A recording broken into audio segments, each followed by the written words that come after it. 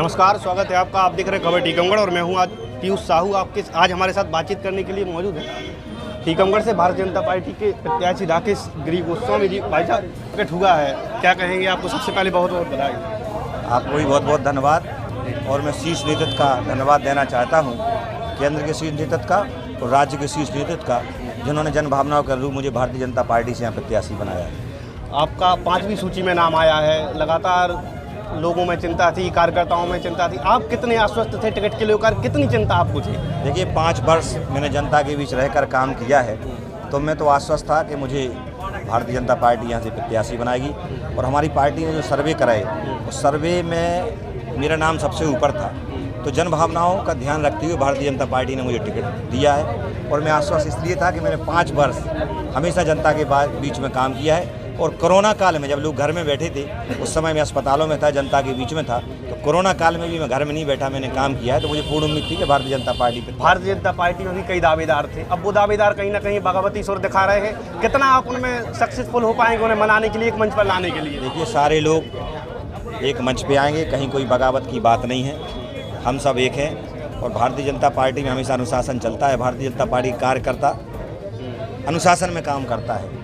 ये अनुशासन वाली पार्टी है, तो आपको सारे लोग एक मंच पर एक साथ नजर आएंगे, कहीं कोई बगावत की बात नहीं है। और हमारे जो बड़े बुजुर्ग हैं पार्टी को, जिन्होंने सींचा है, खड़ा किया है, उन सबका भी हम जाकर आशीर्वाद लेंगे और पार्टी के लिए सब मिलकर जिताएंगे। सबका आशीर्वाद लेकर लोग कह रहे हैं कि आपको टिकट बगाज माता की कृपा से मिला है। देखा जाए आप अभी कुंडेश्वर जा रहे हैं, तो कितनी भगवान के आशीर्वाद को लेकर संतुष्ट हैं कि भगवान इस बार कितनी कृपा कर पाएंगे? भगवान की कृपा तो सब पे होती है, बिना भगवान की कृपा के कुछ नहीं होता है। भगवान की जब कृपा होगी तो सबकी कृपा होगी। तो इसलिए भगवान सब कुछ है, भगवान की शरण में है और उनको भी भगवान कहीं ना कहीं आगे बढ़ाएगा, ऊंचाइयों पे ले जाएगा, जिनके लिए आप बोल रहे हैं। कांग्रेस प्रत्याशी के ऊपर असम पुलिस के द्वारा कार्रवाई की गई है। वो लोग कह रहे हैं कि भाजपा के द्वारा, खासकर आपके द्वारा कार्रवाई की गई है, क्या कहें? निश्चित तौर पे मैं आपके चैनल के माध्यम से उनको बताना चाहता हूँ कि 420 का काम तुम कर रहे हो, आरोप भारतीय जनता पार्टी पे लगा रहे हो। 63 करोड़ का इन्होंने घोटाला किया है, उसकी शिकायत दिल्ली में हुई। दिल्ली की सब्रवाल की कंपनी है, दिल्ली की शिकायत असम में ट्रांसफ़र हुई, जहां इन्होंने उनकी सप्लाई कराई है।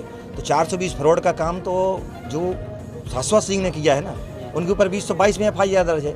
न्यायालय का आदेश था गिरफ्तारी का, तो उनके घर वो सर्च करने गए थे। और आरोप लगाना तो गलत है। यदि ऐसा कुछ होता तो पृथ्वीपुर वालों के यहाँ क्यों नहीं पुलिस चली गई असम की? जतारा वालों के यहाँ पुलिस की असम क्यों नहीं चलेगी? और मध्य प्रदेश में और भी 230 लोग विधानसभा का चुनाव लड़ रहे हैं, उनके यहाँ पुलिस क्यों नहीं पहुँच गई? इनके यहाँ क्यों आई? तो अपने आप को जनता के बीच में कैसे हम चुनाव जीते? इन लोगों ने इतने साल राज किया है, इनकी पोलें खुलना शुरू हुई है, ये तो पहली है।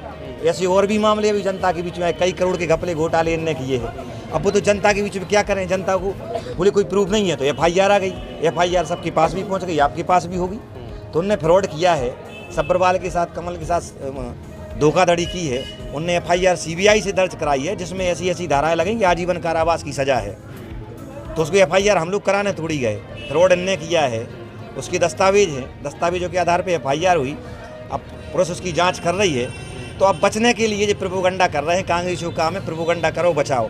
जो लोग ऐसे भारी भरकम लोग हैं कि उन्होंने जीवन भर लोगों को दबा के रखा है, शोषण करके रखा है, गुंडागिरी करके रखा है। समाज में इतना भय है कि कई लोगों ने तो छापा नहीं है, कई लोग उनके घर यहाँ मैनेज हो गए।